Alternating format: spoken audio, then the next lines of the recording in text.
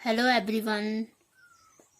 तो बच्चों, आज जो विषय लेकर हम आए हैं वो है नेशनल पॉलिसी ऑन एजुकेशन 1986, राष्ट्रीय शिक्षा नीति 1986।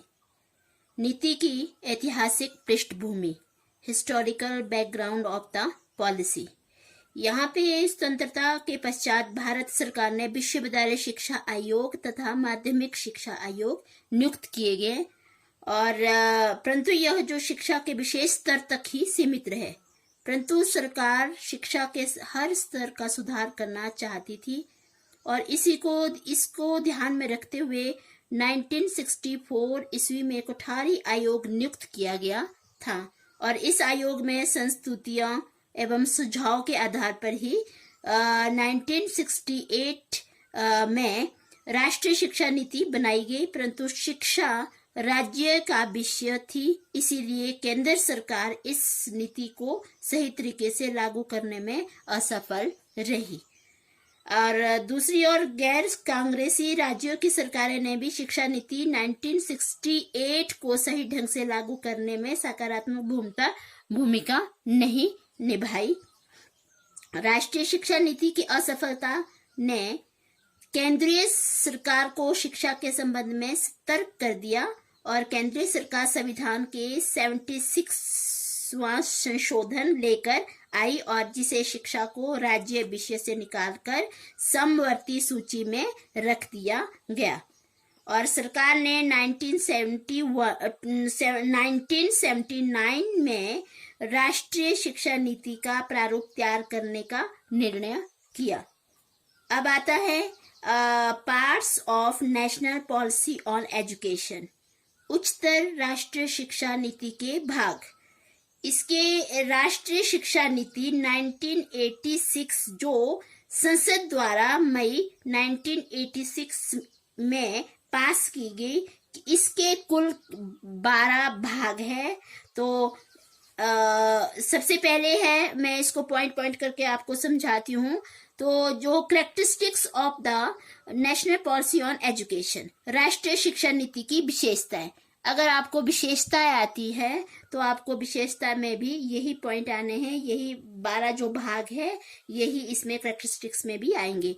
तो राष्ट्रीय शिक्षा नीति आधुनिक शिक्षा के इतिहास में एक महत्वपूर्ण स्थान रखती है और राजीव गांधी की सरकार की भारतीय शिक्षा की महान देन है और इस नीति में बच्चे के सर्वांगीण विकास के साथ साथ राष्ट्रीय एकता तथा अखंडता को सुदृढ़ करने के बारे में वर्णन मिलता है। तो सबसे पहले पॉइंट है प्रस्तावना। सबसे पहले है प्रस्तावना, तो इंट्रोडक्शन, और इसमें आता है पॉइंट की राष्ट्रीय शिक्षा नीति 1968, नेशनल एजुकेशन पॉलिसी 1968, इसके भी सब पॉइंट है। तो जो प्रस्तावना है इसके सब पॉइंट है। तो कोठारी आयोग की संस्तुतियों पर बनी जो राष्ट्रीय शिक्षा नीति 1968 को स्वतंत्रता के पश्चात की सबसे महत्वपूर्ण शिक्षा नीति बताया गया है और जो इस नीति में राष्ट्रीय विकास, समानता, उच्च नागरिकता, राष्ट्रीय सद्भावना तथा सांस्कृतिक एकता के विकास के बारे में यहाँ पे विस्तृत चर्चा की गई है। और सबसे महत्वपूर्ण व्यवस्था 10+2+3 थी, जिसके साथ राष्ट्रीय स्तर पर शैक्षिक ढांचे को लागू किया गया। सेकंड आता है, इसका दूसरा जो पॉइंट है प्रस्तावना का, इसका आता है सेकंड, नवीन चुनौतियां, न्यू चैलेंजेस। यहाँ पे क्या होता है कि वर्तमान समय में लोगों को सामाजिक तथा राजनीतिक स्थिति में बदलाव आ रहा है। धर्मनिरपेक्षता, समाज, लोकतंत्र तथा व्यवसायिक धर्म आदि। यहाँ पे जो जनसंख्या में तीव्रता से प्रसार होने के कारण शिक्षा की आवश्यकता में बढ़ोतरी हुई। वर्तमान समय में अवसरों की कमी के कारण जीवन में नई समस्या पैदा हो रही है और ऐसे वातावरण में लोगों को लाभ पहुंचाने के लिए मानवीय संसाधनों के विकास की आवश्यकता है। अर्थात हम ये कह सकते हैं कि नई पीढ़ी को उनकी आवश्यकता को पूर्ण करने के लिए व्यापक स्तर पर योजना की आवश्यकता है। थर्ड आता है सामाजिक सांस्कृतिक पहचान, सोशियो कल्चर आइडेंटिफाई। तो इसमें आता है शिक्षा विकास का परिणाम है। शिक्षा का जो आधुनिक रूप आज विद्यमान होता है वह मानवीय इतिहास के आरंभ से ही चलकर मुश्किलों को पार करके आधुनिकता में कदम रखता है। और प्रत्येक राष्ट्र का अपना एक शैक्षिक ढांचा होता है जो सामाजिक और सांस्कृतिक पहचान को बनाए रखने में सहायता करता है। थर्ड आता है आर्थिक तथा तकनीकी विकास, इकोनॉमिक एंड टेक्निकल डेवलपमेंट। इसमें आता है जो आर्थिक तथा तकनीकी विकास के लिए जरूरी है कि संसाधनों तथा उपलब्ध मानवीय शक्ति का ठीक प्रयोग किया जाए और शिक्षा के द्वारा ही आर्थिक तथा तकनीकी उद्देश्यों की प्राप्ति की पूर्ति हो सकती है।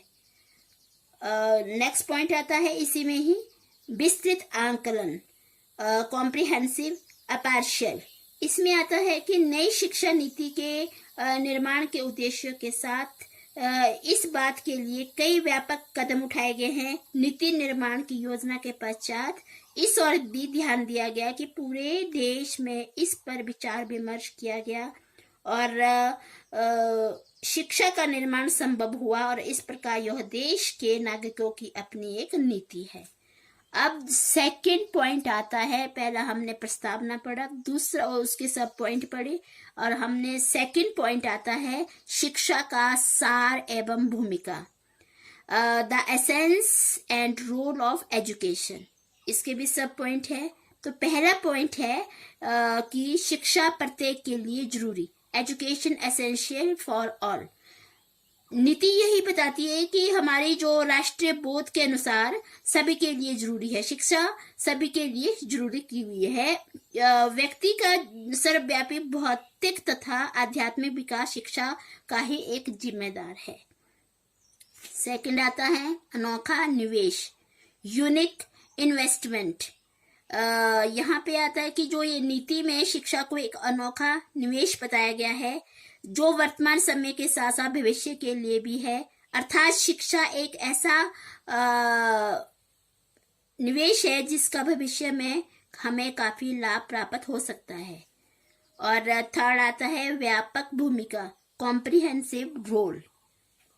शिक्षा की जो हर क्षेत्र में एक भूमिका, व्यापक भूमिका निभाई जा रही है, यह लोगों की भावनाओं तथा प्रत्यक्ष बोध को भी विकसित करती है जो राष्ट्रीय एकता, वैज्ञानिक दृष्टिकोण, मन व आत्मा की सुंदरता में सहायता करती है, धर्मनिरपेक्षता तथा लोकतांत्रिक उद्देश्यों की प्राप्ति में भी मदद करती है। थर्ड आता है, फोर्थ पॉइंट आता है इसी में ही व्यक्तिगत शक्ति का विकास, डेवलपमेंट ऑफ मैन पावर। इसमें आता है कि जो व्यक्ति होता है वह शक्ति किसी भी समाज का अमूल्य कोष होती है। इसके बिना कोई भी राष्ट्र विकसित होने में कल्पना भी नहीं कर सकता है और शिक्षा के द्वारा ही मानव शक्ति का विकास करके अर्थव्यवस्था के अलग अलग क्षेत्रों में उन्नति की जा सकती है। और अब आता है थर्ड पॉइंट आता है राष्ट्रीय शिक्षा प्रणाली, नेशनल एजुकेशन सिस्टम। इसमें आता है पहला जो पॉइंट है इसके सब पॉइंट पर समझाती हूँ मैं आपको। पहला पॉइंट है राष्ट्रीय शिक्षा प्रणाली की धारणा, concept of national system of education. यहाँ पे ये बताता है कि जो संविधान में शिक्षा की राष्ट्रीय धारणा के सिद्धांत के बारे में पता चलता है कि जिस नीति में अनुकरण किया गया है, राष्ट्रीय शिक्षा प्रणाली की धारणा से एक निश्चित स्तर पर सभी बच्चों को जाति, नस्ल, धर्म, लिंग, जन्म स्थान तथा किसी भी भेदभाव से मुक्त होकर गुणात्मक शिक्षा प्रदान करना। दूसरा आता है शैक्षिक ढांचा, 10+10, 10+2+3, एजुकेशन स्ट्रक्चर 10+2+3। यहाँ पे यही बताता है यह नीति ये बताती है कि राष्ट्रीय स्तर पर सामान्य शैक्षिक ढांचे की बात करती है जिसमें पूरे देश में शैक्षिक ढांचा एक जैसा हो सके। और इस नीति में ये भी कहा गया है कि 10+2+3 ढांचे को, स्ट्रक्चर को संपूर्ण देश में अपना लिया गया है। और थर्ड आता है राष्ट्रीय पाठ्यक्रम, नेशनल कैरिकुलम। यहाँ पे भी ये जो नीति है, राष्ट्रीय शिक्षा प्रणाली के आधार पर पाठ्यक्रम, राष्ट्रीय पाठ्यक्रम होगा, और जिससे सामान्य भाग के साथ साथ कुछ ऐसे तत्व भी सम्मिलित किए जाएंगे जो लचीलापन होगा, जिसमें लचीलापन होगा, और उसमें संवैधानिक अधिकार, कर्तव्य तत्व जो कि राष्ट्रीय पहचान के लिए आवश्यक है, ये लचीले तत्वों के समान स्थानीय परिस्थितियों, क्षेत्रीय इतिहास को शामिल किया जा सकता है। अब आता है नेक्स्ट पॉइंट कि फोर्थ पॉइंट, अधिगम का निम्न स्तर, मीडियम लेवल ऑफ लर्निंग। इस नीति में यही कहा गया है कि शिक्षा के हर स्तर पर अधिगम का निम्न स्तर तय किया जाना चाहिए। इसमें बच्चों को अपने देश, राज्य, जिले के साथ साथ अंतर्राष्ट्रीय स्तर पर भी जानकारी प्राप्त होनी चाहिए। अब आता है फिफ्थ पॉइंट, भाषाओं का विकास, डेवलपमेंट ऑफ लैंग्वेजेस। इसमें आता है कि भाषाओं के बारे में भी नीति में व्यापक प्रबंध किया गया है, और जहां पे संपर्क भाषा को शीघ्रता से विकसित किए जाने की आवश्यकता बताई गई है।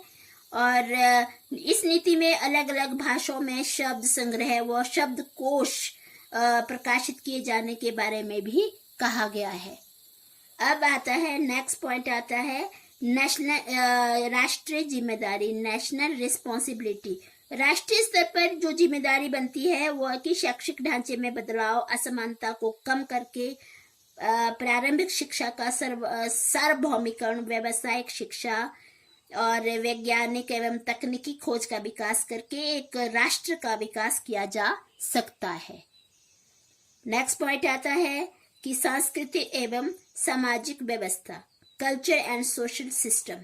यहाँ पे जो ये नीति बताती है कि संस्कृति किसी भी जाति व राष्ट्र की धरोहर होती है, और इसके संरक्षण की जिम्मेदारी उस देश के नागरिकों की होती है। इस बात का प्रोत्साहन दिया गया है कि देश के नागरिकों को अपनी संस्कृति की जिम्मेदारी अवश्य देनी चाहिए। अब नेक्स्ट पॉइंट आता है समानता को प्रेरित करना, टू प्रमोट इक्वलिटी। यहाँ पे ये नीति इस बात पर भी बल देती है कि समानता को प्रत्येक स्तर पर तालमेल किया जाए। नेक्स्ट पॉइंट आता है अंतर्राष्ट्रीय शांति एवं तालमेल, इंटरनेशनल पीस एंड अंडरस्टैंडिंग। यहाँ पे भारत सदैव जो अंतर्राष्ट्रीय स्तर पर शांति और तालमेल में कार्य करता रहा है, किंतु भारत पूरे विश्व को एक परिवार की भांति समझता है, और शिक्षा के माध्यम से अंतर्राष्ट्रीय सद्भावना को मजबूत बनाने के लिए ठोस प्रयत्न किए जाने चाहिए। अब आता है नेक्स्ट पॉइंट कि संस्थाओं की मजबूती। जो इन संस्थाओं को मजबूती प्रदान की जाएगी जो राष्ट्रीय शिक्षा प्रणाली को आकार देने में महत्वपूर्ण भूमिका निभाते हैं, जैसे विश्वविद्यालय अनुदान आयोग, अखिल भारतीय तकनीकी शिक्षा परिषद, भारतीय शिक्षा अनुसंधान परिषद, भारतीय चिकित्सा काउंसिल। इन संस्थाओं के लिए एकात्मक स्तर पर योजना शुरू की जाएगी। अब आता है फोर्थ पॉइंट, आता है समानता के लिए शिक्षा, एजुकेशन फॉर इक्वलिटी, जो कि इक्वलिटी से पहले भी इसी उसमें आया था, तो वो आपको समझा दिया गया है, फिर भी मैं ब्रीफ करके आपको समझाती हूँ। इसमें आता है राष्ट्रीय शिक्षा नीति निम्नलिखित व्यवस्था में समानता के लिए शिक्षा पर बल देती है। सबसे पहले तो नारी समानता के लिए शिक्षा, एजुकेशन फॉर वुमेन इक्वलिटी। इस नीति को स्पष्ट करती है कि सबसे फर्स्ट पॉइंट है कि इसमें नारी शिक्षा, वुमेन स्टडीज। यहाँ पे विभिन्न विषयों के एक अंग के रूप में नारी शिक्षा पर बल दिया जाना चाहिए। और सेकंड आता है स्त्री वर्ग को सशक्त बनाना, एम्पावरमेंट ऑफ वुमेन। यहाँ पे जो राष्ट्रीय शिक्षा नीति स्त्री वर्ग को शक्तिशाली बनाने में भी सकारात्मक भूमिका निभाएगी। और यानी वह स्थिति को निर्धारित करके निर्णय करने वाले और प्रबंधकर्ताओं और शिक्षण संस्थाओं के सक्रिय योगदान के लिए नए मूल्यों को भी विकसित करेगी। अब जो नेक्स्ट पॉइंट आता है, थर्ड पॉइंट आता है स्त्रियों की स्थिति, स्टेटस ऑफ वुमेन। यहाँ पे जो शिक्षा का प्रयोग स्त्रियों की स्थिति में मूल परिवर्तन लाने के लिए एक कारक के रूप में किया जाएगा। और फोर्थ पॉइंट है नारी अनपढ़ता का निवारण, रिमूवल ऑफ वुमेन इलिटरेसी। यहाँ पे जो नारी अनपढ़ता है को दूर करने के लिए प्राथमिक शिक्षा प्राप्त करने व इसे बनाए रखने के रास्ते में आने वाली रुकावटों को दूर करने संबंधी कार्यों को अधिमान दिया जाएगा। और इस उद्देश्य की पूर्ति सहायता कार्य, समय सीमा का निर्धारण, व्यवस्था आदि, परामर्श आदि द्वारा किया जाएगा। नेक्स्ट पॉइंट आता है नारियों का तकनीकी व व्यावसायिक शिक्षा में भाग लेना, women's participation in technical and vocational education. यहाँ पे अलग अलग स्तरों पर तकनीकी, व्यावसायिक, पेशेवर विषयों में भाग लेने के लिए स्त्रियों को विशेष बल दिया जाएगा। अब सेकंड पॉइंट आता है, पहले हमने इसी में समानता के लिए शिक्षा, तो हमने एजुकेशन फॉर वुमेन इक्वलिटी, इसके सब पॉइंट पढ़े। अब इसी में आता है अनुसूचित जातियों को शिक्षा, एजुकेशन ऑफ शेड्यूल कास्ट। यहाँ पे इस उद्देश्य की पूर्ति के लिए निम्नलिखित उपाय किए जाने पर विचार किया गया है कि अनुसूचित जातियों की शिक्षा के विकास का मुख्य उद्देश्य क्या है कि इस वर्ग के सभी क्षेत्रों में चारों आयामों जैसे ग्रामीण पुरुष, ग्रामीण स्त्री, शहरी पुरुष, शहरी स्त्री, अर्थात शिक्षा को सभी निरंतर व स्तरों पर गैर अनुसूचित वर्गों में बराबर लाना है। पहला इसका पॉइंट है निरंतर खोज, कांस्टेंट इवेल्युएशन। यहाँ पे आता है कि शिक्षण प्रक्रिया में अनुसूचित जातियों द्वारा भाग लेने की संभावनाओं में बढ़ोतरी किए जाने के उद्देश्य में नई विधियों की खोज करने के लिए निरंतर परिवर्तन लाना। सेकंड आता है संसाधनों की उपयोगिता, यूटिलाइजेशन ऑफ रिसोर्सेस। इसमें आता है कि NREP और RLEP संसाधनों को व्यवहार में लाना ताकि अनुसूचित जातियों को शिक्षा संबंधी सहूलियतें प्राप्त रूप से मुहैया करवाया जा सके। थर्ड आता है स्कूल स्थान निर्धारण, लोकेशन ऑफ स्कूल बिल्डिंग्स। इसमें क्या है कि जो स्कूल भवन है, बालवाड़ियां हैं और प्रौढ़ शिक्षा केंद्र का स्थान निर्धारण ऐसे तरीके से किया जाना चाहिए कि अनुसूचित जातियों को इसमें भाग लेने के लिए बल दिया जा सके। नेक्स्ट पॉइंट आता है सहूलियतें की व्यवस्था। यहाँ आता है प्रोविजन ऑफ फैसिलिटीज। यहाँ पे आता है जो इस कार्यक्रम के जिला मुख्यालय में, होटलों में अनुसूचित जातियों के छात्रों के लिए सुविधा की व्यवस्था करना। नेक्स्ट आता है शिक्षकों की भर्ती, रिक्रूटमेंट ऑफ टीचर्स। यहाँ पे आता है कि अनुसूचित जाति वर्ग के शिक्षकों की भर्ती करना। नेक्स्ट पॉइंट आता है औपचारिक कोर्स को बढ़ावा देना, to remote on remedial courses. Next आता है कि पूर्व मैट्रिक छात्रवृत्ति योजना, प्री मैट्रिक स्कॉलरशिप स्कीम। यानी इसके कहने का मतलब कि इन परिवारों के बच्चों के लिए पहली कक्षा से 9वीं कक्षा तक पूर्व मैट्रिक छात्रवृत्ति योजना लागू करना। अब आता है लास्ट पॉइंट आता है प्रोत्साहन, इंसेंटिव्स। अपने बच्चों को स्कूल में नियमित रूप से जब 15 वर्ष के नहीं हो जाए भेजने के प्रोत्साहन देना। अब आता है थर्ड पॉइंट जो आता है एजुकेशन, अनुसूचित जनजातियों की शिक्षा। यहाँ पे एजुकेशन ऑफ शेड्यूल का ट्राइब हमने अभी पढ़ा, एजुकेशन ऑफ शेड्यूल कास्ट। अब हम पढ़ रहे हैं एजुकेशन ऑफ शेड्यूल ट्राइब। तो इसमें आता है कि अनुसूचित जनजातियों की सामाजिक, सांस्कृतिक पृष्ठभूमि को अपनी अलग एक विशेषता होती है और शिक्षित तथा प्रतिभाशाली अनुसूचित जनजातियों युवकों को अपने क्षेत्र में अध्यापन कार्य में लगने के लिए प्रशिक्षण व प्रोत्साहन दिया जाएगा। आश्रम स्कूल में के अलावा आवासीय स्कूल भी ज्यादा संख्या में स्थापित किए जाएंगे। और उसके बाद आता है कि जनजातीय लोगों की समृद्ध सांस्कृतिक पहचान और उनकी विशाल रचनात्मक प्रतिभा के प्रति जागरूकता प्रदान करने के उद्देश्य से शिक्षा के सभी स्तरों पर पाठ्यक्रम का निर्माण किया जाएगा। अब आता है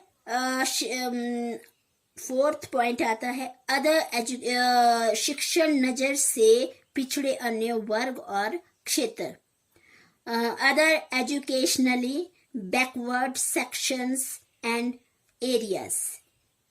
और इसमें आता है कि शिक्षा की नजर से पिछड़े समाज के सभी वर्गों, विशेष रूप से ग्रामीणों क्षेत्रों में प्रेरणा स्रोतों की व्यवस्था की जाएगी। 5th पॉइंट आता है अल्पसंख्यक वर्ग, माइनॉरिटीज। यहाँ पे आता है कि कुछ अल्पसंख्यक वर्ग शिक्षा से या तो वंचित रह जाते हैं या फिर पिछड़े हुए होते हैं और ऐसे वर्गों की शिक्षा की ओर समानता या सामाजिक न्याय के हितों को सामने रखकर विशेष ध्यान दिया जाएगा। अब 6 पॉइंट आता है अपंगता, हैंडीकैप्ड। यहाँ पे भी अपंगों को उचित व्यावसायिक प्रशिक्षण देने के लिए समुचित प्रबंध करना, अपंग बच्चों को समस्याओं के समाधान के लिए शिक्षण प्रशिक्षण प्रोग्रामों के पुनः निर्धारित करना, जहां तक संभव हो सकता है वहां तक अपंग बच्चों के लिए जिला मुख्यालय में हॉस्टल वाले विशेष स्कूल की व्यवस्था करना। और 7th पॉइंट आता है प्रौढ़ तथा अनवरत शिक्षा, एडल्ट एंड कंटिन्यूइंग एजुकेशन। यहाँ पे जो राष्ट्रीय शिक्षा नीति 1986 ने प्रौढ़ शिक्षा के महत्व को समझा और इस विकास के लिए उन्होंने निम्नलिखित व्यवस्थाएं की है। वर्तमान कार्यक्रम को मजबूत बनाना। 2nd है जन समूह साक्षरता संबंधी कार्यक्रम, जन समूह साक्षरता संबंधी कार्यक्रम। और 3rd आता है प्रौढ़ तथा अनवरत शिक्षा संबंधी कार्यक्रम। और नेक्स्ट आता है, अब हम इसको दूसरे उसमें पढ़ेंगे, जो इसके और पॉइंट तो नेक्स्ट क्लास में पढ़ेंगे। Thank you.